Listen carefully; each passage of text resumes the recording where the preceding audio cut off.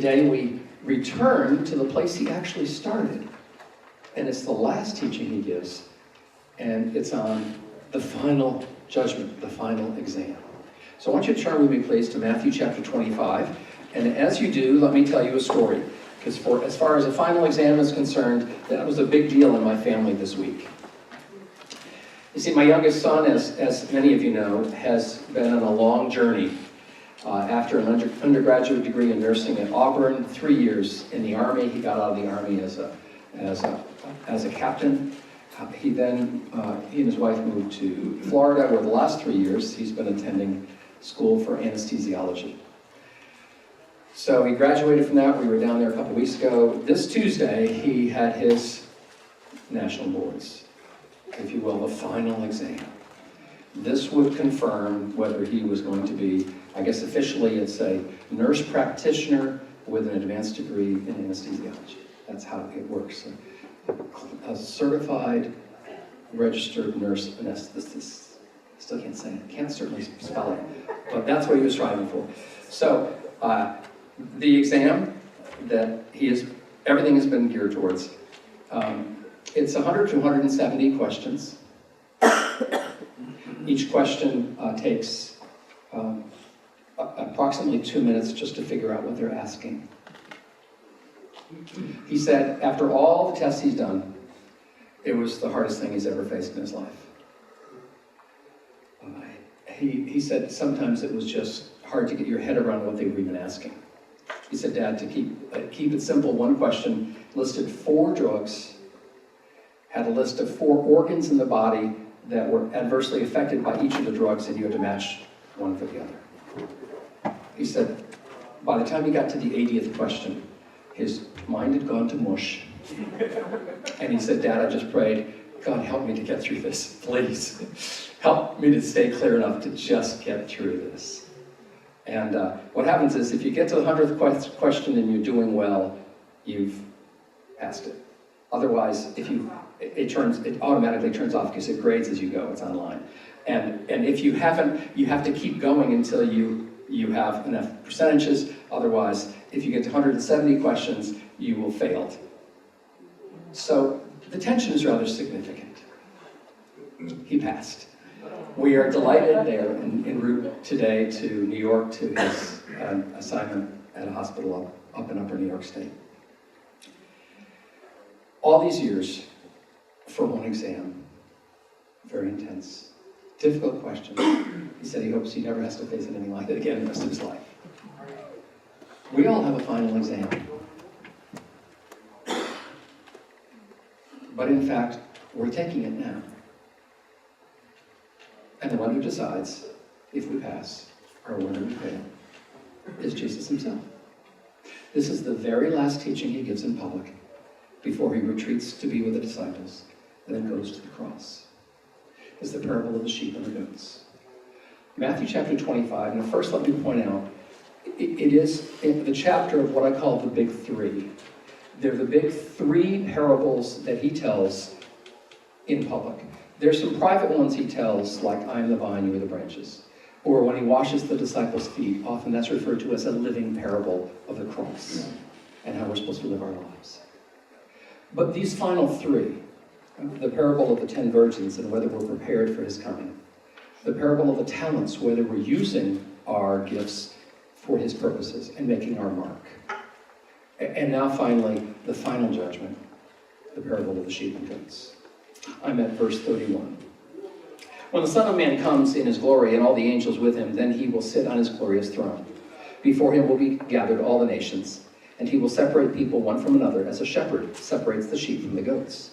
And he will place the sheep on his right, but the goats on the left. Then the king will say to those on his right, Come, you who are blessed by my Father, inherit the kingdom prepared for you from the foundation of the world. For I was hungry, and you gave me food. I was thirsty, and you gave me drink. I was a stranger, and you welcomed me. I was naked, and you clothed me. I was sick, and you visited me. I was in prison, and you came to me. Then the righteous will answer him, saying, Lord, when did we see you hungry and feed you, or thirsty and give you drink? And when did we see you a stranger and welcome you, or naked and clothe you? And when did we see you sick or in prison and visit you? And the king will answer them, Truly I say to you, as you did to one of these, least of these my brothers, you did it to me. Then he will say to those on his left, depart from me, you cursed, into the eternal fire prepared for the devil and his angels. For I was hungry, and you gave me no food. I was thirsty, and you gave me no drink. I was a stranger, and you did not welcome me. Naked, and you did not clothe me.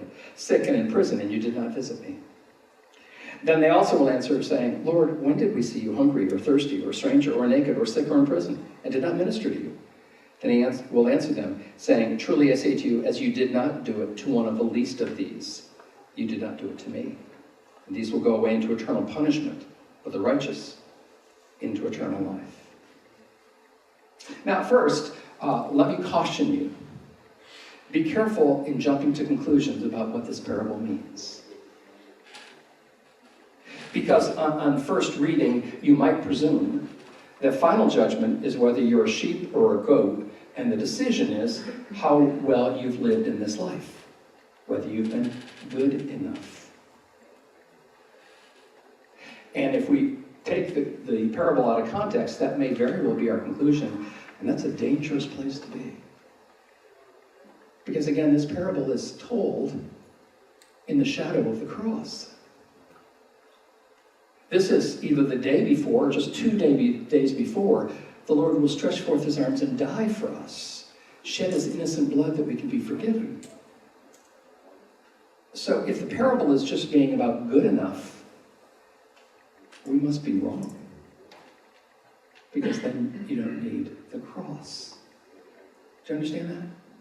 If the eternal decision about our life rests on how good we are, then we don't need the cross.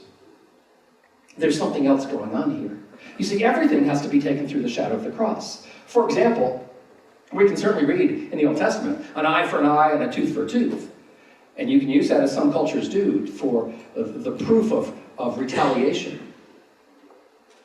Well, we know when we take it through the shadow of the cross that Jesus takes all that judgment on himself. And we don't have a right to reply, an eye for an eye, a tooth for a tooth anymore. Does that make sense? We can't do that with that biblical proclamation, because now with the cross, we have to forgive. There's a new way of looking at that. And yet, we can look at another Old Testament verse that says, be strong and courageous. And we take that to the cross, we go, oh yes, that's how we have to live our lives, just like Jesus on the cross. We have to be strong and courageous. Do you hear what I'm saying? Everything in life has to be taken to the shadow of the cross. If we don't do that with this parable, then, well, yeah, I guess it is about being good enough. Yeah, I cared for a few people this week, I guess I'm good. Do you know what I'm saying? How utter nonsense. And if we're not very careful, let me caution you. I've been with people on their deathbed. And when I'm talking with them, they say, well, gee, Fred, I hope I've been good enough. And my heart rips in two, because I realize they've never heard the gospel. It is not about our being good enough. How many prayers we've offered, how many times we've been in church, how often we've read the Bible, or even how many people have said, oh yeah, that person helped me. So let's take a few moments and go deeper into this last of the parables and see what is being said here. First, Jesus starts and he says, when the Son of Man comes in his glory and all the angels with him, he will sit on his glorious throne. When Jesus uses the term Son of Man, we need to go back, and let's all of us go back. Go back to Daniel chapter 7, and let's remind ourselves who it is that's speaking and the title that he takes upon himself. In Daniel chapter 7, this is where we find in the Old Testament, there's the talk about the Ancient of Days and the one who sits in authority. I want you to follow with me, please, in Daniel chapter 7, beginning in verse 9. Daniel chapter 7, verse 9. As I looked, thrones were placed, and the Ancient of Days took his seat. His clothing was white as snow, and the hair of his head like pure wool. His throne was firing flames. His wheels were burning fire. A stream of fire issued and came out before him. 1,000 thousands served him, and 10,000 times 10,000 stood before him. And the court sat in judgment, and the books were opened. This is the final judgment. Jump down with me to just save time to verse 13. I saw in the night visions, and behold, with the clouds of heaven, there came one like a son of man. There it is. This is where Jesus gets his title, the one he most often used to describe himself, and the one he uses in this parable. There came like a son of man, and he came to the Ancient of Days and was presented before him. And to him was given dominion and glory and a kingdom, that all peoples, nations, and languages should serve him. His dominion is an everlasting dominion which shall not pass away, and his kingdom one that shall not be destroyed. Jesus is saying in the parable, that's me. All peoples, all nations, all languages are to serve him. And ultimately there's one kingdom, and it's his. Now as we go back to the parable, Matthew chapter 25. The Son of Man, Jesus, the judge now, is sitting on his throne. Now if you say, well, that seems to be a contradiction in terms because Jesus said, I came not to judge but to save. That's true, he came to save. But if we reject the offer of salvation, he has to serve as judge, doesn't he? Jesus is not being politically correct. He's speaking truth.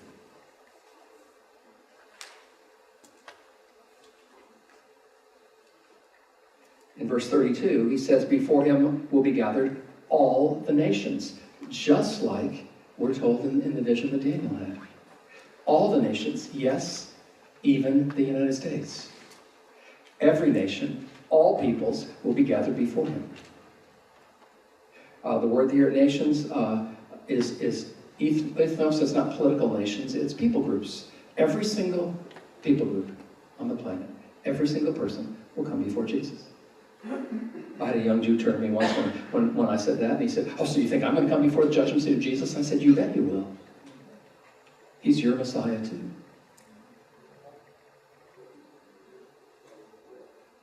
All nations will be gathered. And then there will be a great separation. And he says the separation will be the sheep and the goats will be separated. Now, in fact, in that culture, that was a common activity. It occurred most each night up on the hills, as the shepherd would separate the sheep from the goats. Because the sheep, having all that wool, didn't need as much protection as goats at night. Often the goats needed to have more protection. They needed to come into a protected area where they could stay warmer. It was a big deal at the market, on market day, on Friday, because the sheep and the goats would be separated. Why? Because the goats were not worth as much as the sheep. Even nowadays, goats, I checked this week, goats, if you wanted to go, actually we should check with Barbara. Barbara, check if this figure's right. I was told goats, on an average, are somewhere between 70 and 200 apiece for an adult goat. She's nodding her head. Okay, good, thank you. It's nice to have an expert in the room. Sheep go for about 250 to 300. So it's really important for the merchant to separate those and decide. So the image that Jesus is using is a very common image. There's a separation. We might use a biblical word and say, there's a distinction made between the sheep and the goats. In the Old Testament language, it's the unclean and the clean, or the non-believers and the believers. There's a distinction made. And what we're told in verse 34, the king will say to those on his right, come, you are blessed of my Father, inherit the kingdom prepared. And then down in verse 41, then he will say to those on his left, depart from me into the eternal fire. This distinction that's made is permanent, eternal, lasting, and beyond the time of being able to say, oh, I'm sorry, Lord, please forgive me. Do you hear what I'm saying? It's beyond that. We get to the point where the way we have lived our life has made the distinction. The separation has occurred in the way we've lived our lives. It's not one day we're before the throne and say, oh, Lord, I'm sorry. No, our lives will have already been the exam. Just like Kevin, if he had failed, he could not go up and say, oh, I'm sorry, I missed question 14. Can I take it again? Yeah, you can in another few weeks when you take the whole thing again. We don't have that option. It's a one-time test, an eternal, permanent decision made. But please notice in the story, there's not just sheep and goats. There's someone else in the story. Because the distinction apparently is made between maybe I should say, the distinction is made as a result of how we treat the least of these, my brothers. Did you see that? as you did to one of the least of these, my brothers, you did it to me. So there's this third group. The issue is not how we've lived our lives, whether we be good enough sheep or goats, but it's the discernment is how have we treated the least of these, my brothers? We've either treated them like they're Christ himself, or we have not. So what does that mean? Well, the term least of these, my brothers, is actually pretty common in the scriptures. Certainly common in the Gospels. Just turn a couple pages back. I want to show you just a couple of the examples. Go to Matthew chapter 10. Just turn a couple pages back. In Matthew chapter 10, verse 40,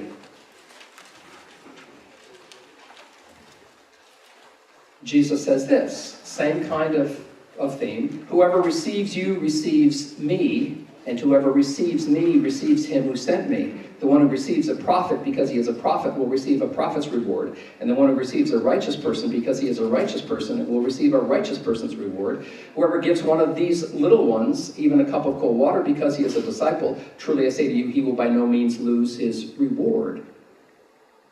So it seems to be that Jesus is talking to the public and saying, your eternal judgment will be determined by how you accept my disciples.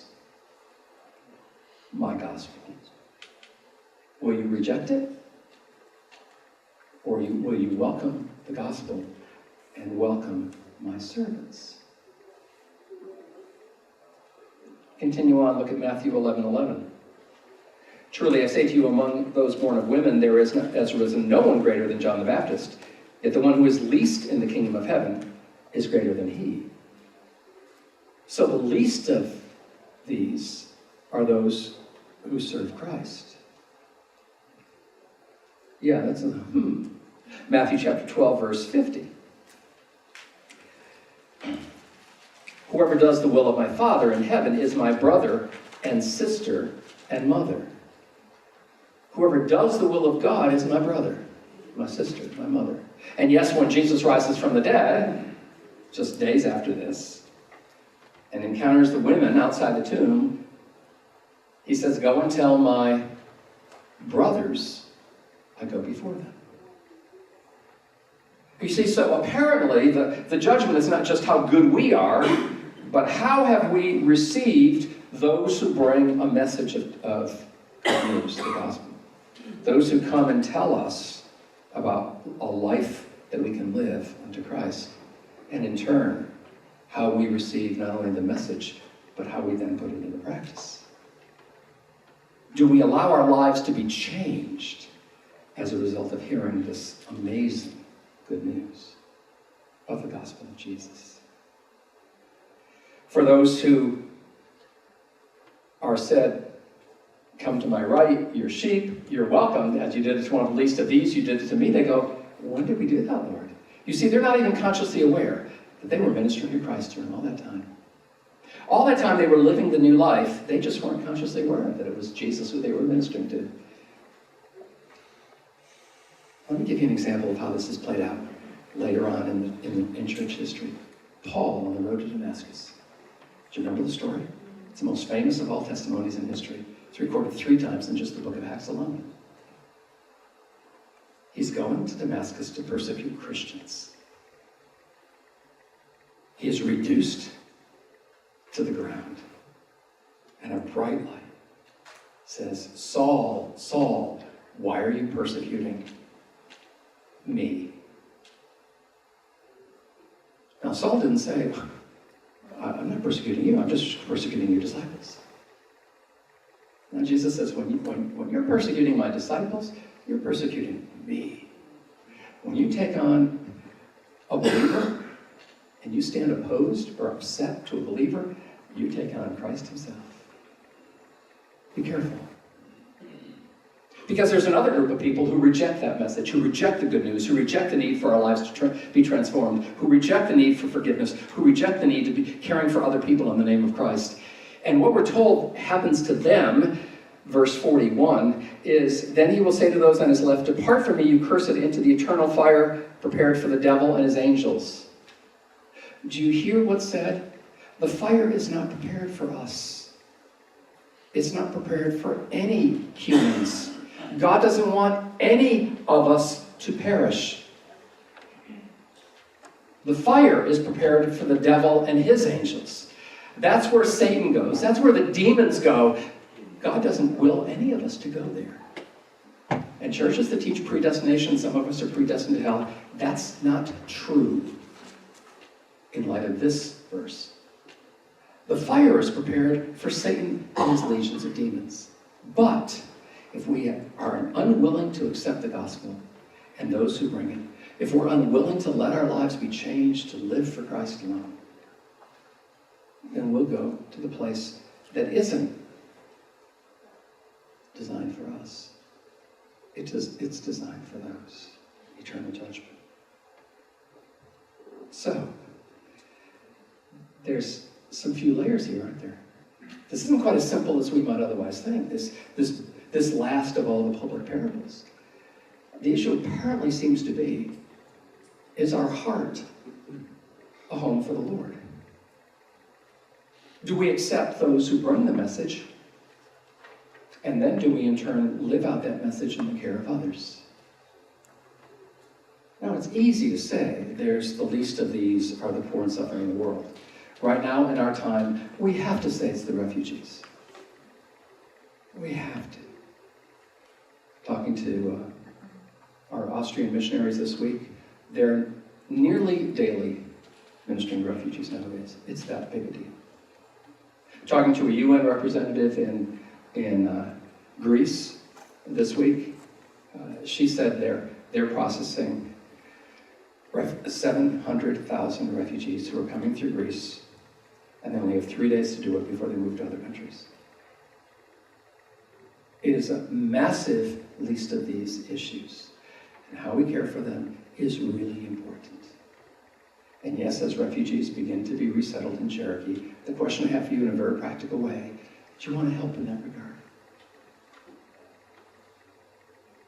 I have been approached by a pastor asking, does Church of the Messiah have people who would be willing to assist in a team approach of churches working together to help to settle a refugee family in Cherokee?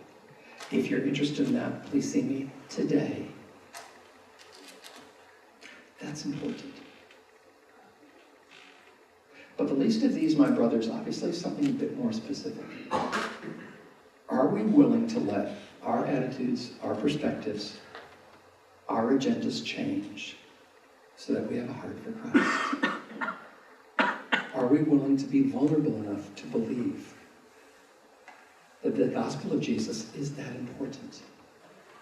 That what we're about to celebrate next week with Palm Sunday and Monday, Thursday, and Good Friday, and Easter is life transformation. Eternal life transformation. And we shouldn't allow ourselves to be too busy to miss it. The message of the gospel is very, very clear. We are unworthy vessels. But God has decided we are worthy. So he sends his son Jesus to shed his innocent blood so our sins, our guilt and shame can be forgiven. And then in the glorious resurrection, we can risk believing that there is new life. And that he then gives us the Spirit that we can treat others like Jesus does us. So I've got to ask my brothers and sisters, you holding any grudges against anybody right now? Give it up. It's not worth it. Are you considering anyone in your life right now that you haven't forgiven? Give it up. It isn't worth it. It isn't worth it for their lives. It isn't worth it for yours. There's more important things to cling to. Get your life into the shadow of the cross. Let the living Lord Jesus speak to you. He is alive. We will celebrate that in a big way in 2 weeks. Flowers and music and dancing, I hope. Maybe even flags. Who knows? But it's not just a party. It's a way of life. Are you a goat? Or are you part of the sheep? If you've given your life to Jesus, don't forget it. It is not about what you proclaim or what you you sing or where you are on a Sunday morning. Although that's an indication of what we believe. It includes how we live our lives. People who we're pouring ourselves into, because that's what Jesus does for us. Amen? Amen. Okay, we've made it through the 10 teachings of Jesus. Next week, we'll look at Palm Sunday. And then I really want to invite you in, 10 or 11 days, to be with us for Maundy Thursday. And Maundy Thursday is going to be a different experience than we normally have, because the meal is part of our worship, as it was with Jesus. So you can't say, well, I'll skip the meal and come for the service. No, this year, for the first time, it's going to be one and the same. We're going to have our meal in here. And we're going to have the foot washing in here. And we're going to have the teachings of Jesus, the private teachings he did the disciples in the upper room. We're going to have that in here. And we're going to have the Last Supper in here. Okay? So it's a single celebration. The mystery. That after he gave all these public teachings, he then got away with his disciples and said, well, let me share with you how I want you to live. So if you were a little bit today, I assure you, you'll be increasingly comforted in the days to come. But it's important to remember there's going to be consequences. We might as well decide right now whether we're going to live for Jesus' priorities or the world's. As for me and my house, we've decided to serve the Lord. I suspect you have too. Let's pray.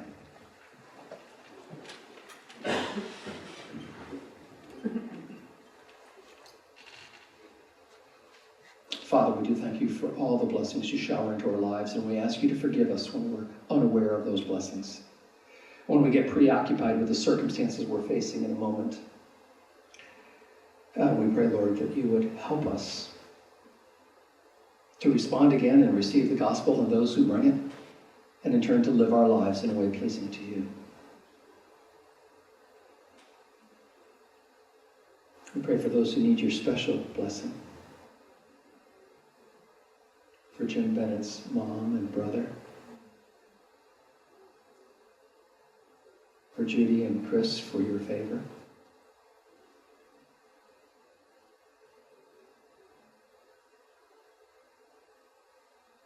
For Kevin and Ashley as they journey north. Hear us, Lord, as we pray.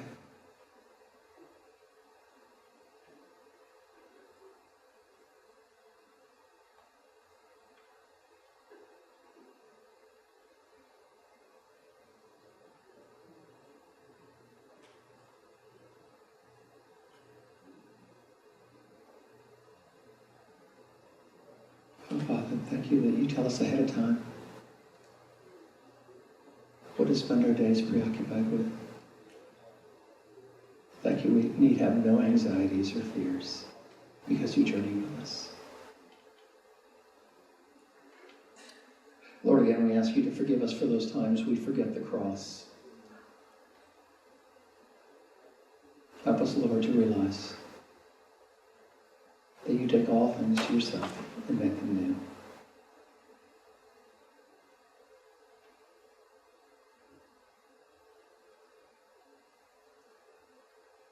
Lord, may we walk this day in the hope and the peace and the confidence of Jesus.